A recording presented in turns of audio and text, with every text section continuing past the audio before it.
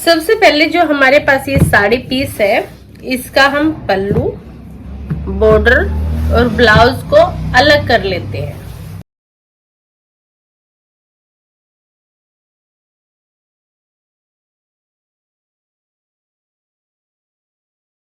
दो तरह के बॉर्डर, क्योंकि नीचे वाला थोड़ा सा चौड़ा बॉर्डर है और ऊपर वाला थोड़ा सा पतला बॉर्डर है।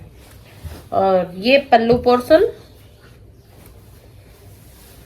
ये साड़ी का कपड़ा और ये ब्लाउज पीस। इतनी चीज हमारे पास अलग अलग हमें मिल चुकी है। मेरे पास एक टुकड़ा पड़ा है जो इसको इस मेहरून कलर में परफेक्ट मैच हो रहा है, तो हम इसको भी थोड़ा बहुत इसके साथ मिक्स करके कुछ डिजाइन सोचते हैं। मैं इसका कलियों वाले प्लाजो बना रही हूँ। इसके लिए हम क्या करेंगे, देखिए जो लेंथ है हमारी, ये कपड़ा 36 का है, 36 इंच का, और मेरे को 36 इंच के आसपास ही प्लाजो को तैयार करना है। हम बाद में इसको गोलाई में करके इसमें नीचे बॉर्डर को भी अटैच कर देंगे, जिससे कि हम ऊपर कटिंग करेंगे तो वो लेंथ हमें नीचे बॉर्डर जुड़ने की वजह से आसानी से मिल जाएगी। तो हम उसी तरह चलते हैं। नीचे से 15 इंच की, दोनों साइड 15 इंच का निशान लगा लेते हैं और एक साइड 15 के सेंटर में 7.5 पे निशान लगा लेते हैं। अब हमें देखना ये है कि हमारे पास कितना कपड़ा है और हमें कितनी कलियां प्लाजो के लिए चाहिए। मेरे पास तो देखिए पूरी साड़ी है, यानी कि 5 मीटर प्लस कपड़ा है, तो मैं 6-7 कलियों में जाऊंगी। पर आपके पास अगर कम है तो ये कलियों वाला प्लाजो 3 कलियों का भी बनता है, 5 कलियों का भी बनता है और 6 कलियों का भी, जिसमें एक पैर में 3 कलियां भी होती है, 5 भी होती है और 6 भी होती है। तो वो आपके कपड़े के अकॉर्डिंग है कि आपको कितनी डालनी है। अब मैं इसको ऊपर से 5 इंच का कपड़ा लूंगी। 1 इंच का तो सिलाई में दब जाएगा, तो ये मेरे को 4 इंच का रह जाएगा। ऊपर से 5 इंच से मैं इस तरह नीचे जो यहाँ पे 15 का निशान लगाया था उस पे मिला लूंगी और इसी तरह इस कली को भी मिला लूंगी। जो हम सूट के लिए कलियां काटते हैं, जो प्लाजो के लिए कलियां काटते हैं, वो सभी ऐसे ही कटती है, इसी मेथड से। बस थोड़ी सी अगर हम चीजों की शेप को चेंज करते हैं तो हमें थोड़ा थोड़ा इनमें कलियों में चेंज करना पड़ता है। जैसे जो मैंने अभी ये प्लाजो काट रही हूँ, ये ऊपर से ही खुलने वाला प्लाजो है, जिसमें ऊपर से ही वो खुल जाएगा। पर अगर मैं इसको ऊपर से थोड़ा सा टाइट और नीचे जाके खुलने वाला बनाना हो तो मैं क्या करूंगी, यहां से 11 इंच पे, इस जगह 11 इंच तक इसको बिल्कुल स्ट्रेट ले आऊंगी। जैसे ऊपर 4-5 है तो मैं यहां भी 5 ही ले आऊंगी। इस तरह ये 5 आ गया। उसके बाद इसको बिल्कुल स्ट्रेट मिला के ऐसे, और उसके बाद फिर मैं इसको यहां से खोलूंगी इस तरह। तो ये हमारा ऊपर से फिटेड और नीचे से खुलने वाला बन जाएगा।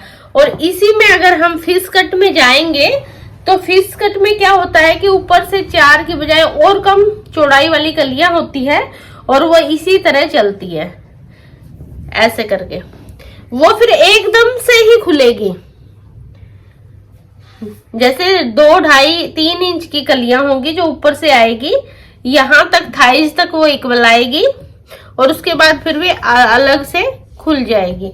इस तरह थोड़ी थोड़ी चीजों में आपको चेंज करना होता है, पर कलियां इसी तरह ही कटिंग होती है, चाहे फ्रॉक हो, 1 पीस हो, स्कर्ट हो या फिर कलियों वाला प्लाजो हो। तो मैंने आज आपको किस तरह हमें कलियां को सेट करना है वो चीज मैंने आपको बता दी है। अब मैं इसकी कलियों को कट कर लेती हूँ।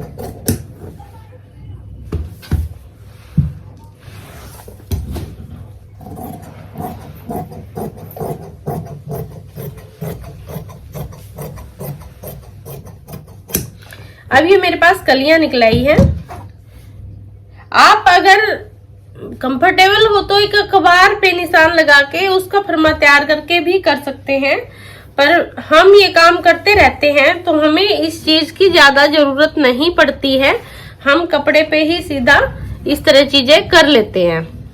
तो आप अपने अकॉर्डिंग ये भी कर सकती हैं कि एक अखबार लीजिए, उस पे पहले अपने नाप के निशान लगा लीजिए और उसके बाद आप उसको कपड़े पे रख के कटिंग करेंगी तो वो इधर उधर नहीं फैलेगा। जैसे कपड़ा कई बार, ये हमने इसकी कलियां बना ली है। अब पहले ये कलियां जुड़ेगी और उसके बाद फिर प्लाजो की कटिंग होएगी। मैंने यहाँ पे 1.5 इंच का मार्जिन रख लिया है। उसके बाद तीरा 8 इंच और मोढ़ा 7.5 आर्म होल की अकॉर्डिंग मैंने छोड़ दिया है। ऊपर से वैसे ही 0.25 इंच में नीचे की तरफ गिरा रही हूँ और उसके बाद कमर ऊपर से 15 पे निशान लगा लिया है और नीचे स्ट्रेट टॉप है तो लंबाई के अकॉर्डिंग चलेगा। यहां से मैं 10 और यहां से भी 10 के हिसाब से निशान लगा लिया है। मैं हमेशा कमर की शेप प्लेट के अकॉर्डिंग देती हूं, इसलिए वो मैं बाद में प्लेटों से कर दूंगी। देखिए ये जो कोट कॉलर है इसमें आपकी मर्जी की बात है कि आप ये प्लेट डालें या ना डालें। प्लेट का निशान लगा लिया है 10.5, 3.5 और यहाँ भी 3.5 के मार्जिन पे। आप इसको प्रिंस कट में भी बना सकते हैं और नॉर्मल प्लेटों में दोनों प्लेटों के निशान देके भी कर सकते हैं। ये कोई ज्यादा वैसी चीज नहीं है, आप दोनों तरीके से ही फिटिंग ओके होगी। अब मैंने इसको कटिंग कर रही हूँ।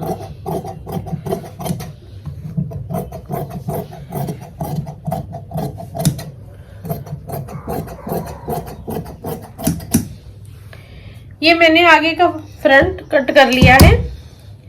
अब हमारे पास जो बैक पीस है वो बहुत ही कम बचा है, पर हम कुछ ना कुछ जुगाड़ कर लेंगे उसको पूरा करने के लिए।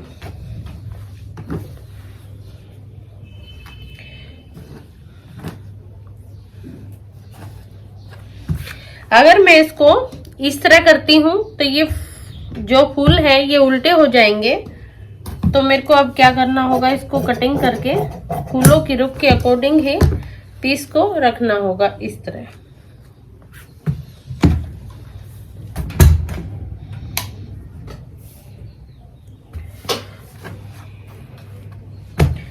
इस जो साड़ी में था एक चौड़ा बॉर्डर था जो मैं प्लाजो पे यूज नहीं करने वाली थी, तो मैं इसमें नीचे की तरफ बैक में वो बॉर्डर दे दूंगी, जिससे मेरे को बैक की लेंथ बढ़ जाएगी।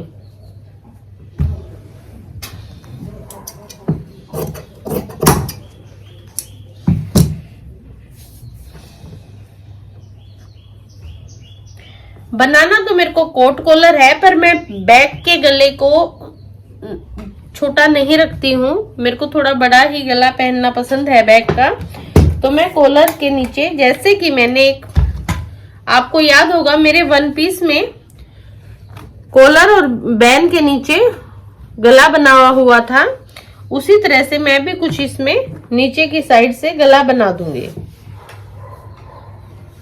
देखिए इस तरह हमने कलियां जोड़ ली है 2 पार्ट में। अब क्योंकि ये साड़ी का कपड़ा था और मेरे को खुलने वाला प्लाजो चाहिए, तो थिकनेस के लिए मैं इसमें खुलने वाला एक, या तो कैफरी लुक में या फिर प्लाजो लुक में एक इनर डाल देती हूँ, जिससे कि ये थोड़ा बाहर की तरफ अच्छी लुक देगा।